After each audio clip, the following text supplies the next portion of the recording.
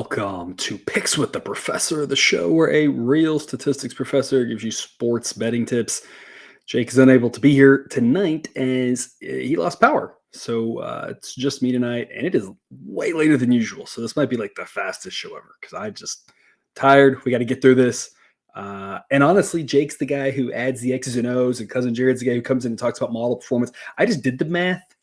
So I don't really have much to add beyond what you can see on screen. Obviously, if you're with us on an audio platform, I'll try to say what's on the screen as best I can. But again, remember you're getting some extra graphics on screen if you're with us on YouTube. Because this is so late, I can give you a pretty full recap. I need to do some coding, some formatting to be able to get the A grade total unit stuff working right again.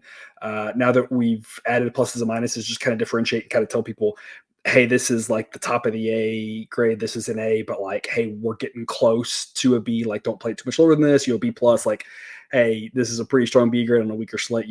Fire away, or any better, it's an A, that sort of thing. B minus, like, hey, we're hanging in there, but you don't want to go. So kind of adding that to it has kind of affected the coding. So right there, I've just got we won our 1A grade total.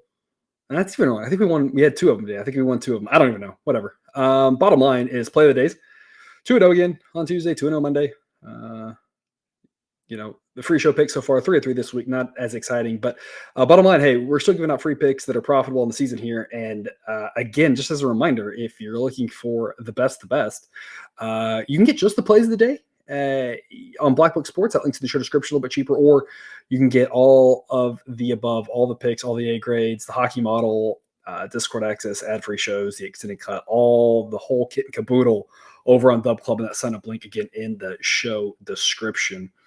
There is your promo code for it. If you're with us on screen, QR code, $5 off your first month. And one of the things that you get there is the cheat sheet, and that's where we're going to start off here with Florida and Alabama. So if you're with us on YouTube, if you want to pause and just kind of soak that in, now would be a good time to do that. But I did include the normal slide as well with this, and we're going to take Alabama -8. B grade pick kind of barely ekes into it. Model says by 10.5. Love the push protection on 8. We talk about 7 and 8 are kind of common landing spots for the end of the game, but there's really not one number that's overly common. 7 is slightly more common than 6 and 8. 8's slightly more common than 9, but it's not quite like football. There's no real key numbers. I mean, we're just talking about just extra, feel goodness with regards to laying a number that, if Alabama's up 7 late, we might get a late foul to get us over that, right? So just a couple extra ways to win if you're laying 8 versus laying a number like 9. I never know where the number's going to go. Hopefully you can get a better number than this, as always. But at minimum here, we've already locked in 8, sent that out to everybody. That's part of our paid platforms to go ahead and hopefully lock that in as soon as they could. Alabama, best unit on the court is their offense. Florida's offense is bad. But I mean, Alabama is just really, really good on offense. At home, you don't doubt that they'll score. Florida, likes to play fast. Alabama likes to play fast. There's a reason this game's total is set just insanely high. I think the model would lean over, but I mean, I'm not going to tell you to play over a number like that, but I sure as heck wouldn't go under.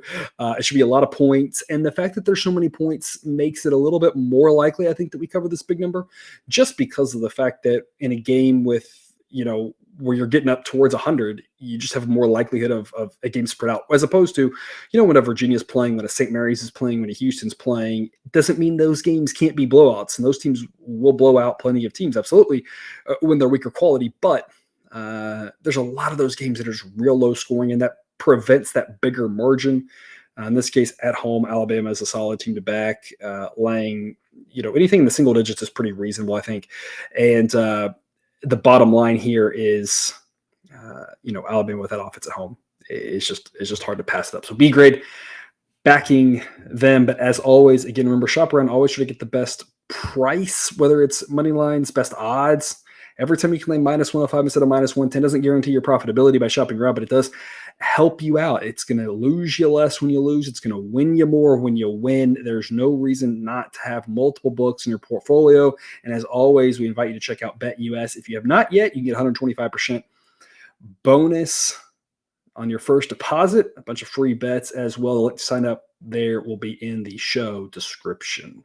BetUS, America's favorite sports book, where you can bet on everything anytime. Sportsbook, live betting, and casino. To celebrate 30 years in business, we have the best bonuses in the industry. Get a 125% sign-up bonus and up to 30 risk-free bets. So what are you waiting for? Join now. BetUS, where the game begins. Takes us to 8 p.m. Eastern, Providence and Xavier. And this is where we really need Jake to come on here and tell you more about this, because I don't think I've seen 1 second of either one of these teams play. But the model's got this as a coin toss. And so it's not quite a wrong team favored game, but we're getting 4.5 points with Providence. That locks us in for a B grade. This is what we've kind of debated all season on with regards to should we take this money line or take the points. Honestly, don't know. I've tried some different things. I think it all kind of balances out the wash. It's personal preference. And so I don't really think it matters which way you roll with it. In the long run on this game, it might. Obviously, Providence lose by 1, 2, 3, or 4. But if they win, the payout's going to be bigger on the money line, and or if they lose, you're going to lose less playing plus odds, most likely, assuming the way most people bet. So, I mean, there's pros and cons to both, of course. The bottom line is that Providence has an insanely good defense, and that's not to take anything away from Xavier's defense. It just makes this kind of a who really knows type game. Sideline says Providence is the better team in this matchup, but going on the road just makes for an I don't know what's going to happen. So whether it's plus odds or plus 4.5, either way, grabbing Providence makes a lot of sense. If you were to use the criteria that you need the dog to be at least 45% likely to win, then this is a great chance to take Providence on the money line. The sideline says they have a 48% chance of winning, but this is where, I don't know, should it be 45% or 50% for us to take the money line rather than take the points? I don't really know. Should there be a certain number of points? Again, it's really just personal style preference. So either way, we think Providence is the right side, as this game could go either way. Best unit of the court, Providence defense, and that travels much better than offenses do more consistently. So we know that'll show up. That should keep them in the game. Don't know what's going to happen. Give us the points. Give us the plus odds around Providence B grade. And that'll wrap us up with Charlotte and Memphis, an AAC game that is probably worth checking out. Two pretty solid teams there, doing it different ways. Memphis on offense, Charlotte on defense. A Memphis team that I would have loved to have Jake on and hear his opinion on. Maybe we'll get it later in the week, in the extended cut or something.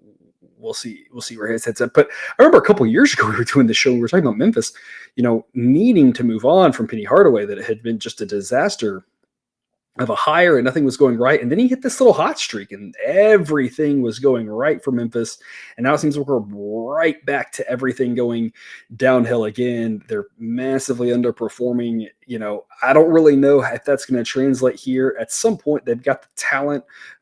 If you've been fading them, it's been profitable, and we want to keep doing that. I would not tell you not to do that, right? You keep doing that if you want. But what we really like here is the over 154. Charlotte is a team that gets these really low numbers hung on them because of the fact that they play so slow. But when they play a fast team, they play a pretty reasonable basketball game. And that's what we have with Memphis, one of the faster teams in the country. And this is the type of game where Charlotte's gotten more in the pretty normal spots. Now, it's only B- grade. It's not the greatest value. I'd really love to go over something like 141, 142, where we get all the winners in the 140s. So if this number were to come down between the time this records and you're making your bets, and this is in the low 140s, gosh, I really like this, because somewhere in the 140s is pretty reasonable outcome for this. Somewhere in the 150s is a pretty reasonable outcome for this. And so the more of those reasonable outcomes that we can be winners on makes it a more valuable long-term pick. Y'all been here for any time, these are the sorts of things that I preach. So it should be over 145, a reasonable pick. That's really as high as you want to go, because this could easily land in the 140 somewhere. And I just want to make sure we have as many winners as possible on that. But if it were to drop, we like it even more, just because Charlotte, again, while they can play slower games, they played plenty of games this season against faster teams that have gotten right around 150, which is where the model projects this one. That's all we've got for our lightning fast show today. 10 minutes and out. But we will have outro slides, music, and the extended cut, where I will discuss briefly the plays of the day, an A grade under for a change here as our play of the day. And then the best B side, there's a money line that we really like that's right around even money. We think it makes a lot of sense. So stay tuned on the extended cut for that. And if you're with us on Dub Club, you have that link. Again, that sign up link in the show description to get you there. And again, as always, we hope to see you there. But if not, we will see you tomorrow. Maybe a late night show, maybe an early morning show. TBD on the scheduling. We'll see what happens going forward. But we will be back to talk Thursday basketball, whether it's late Wednesday night or early Thursday morning, one or the other.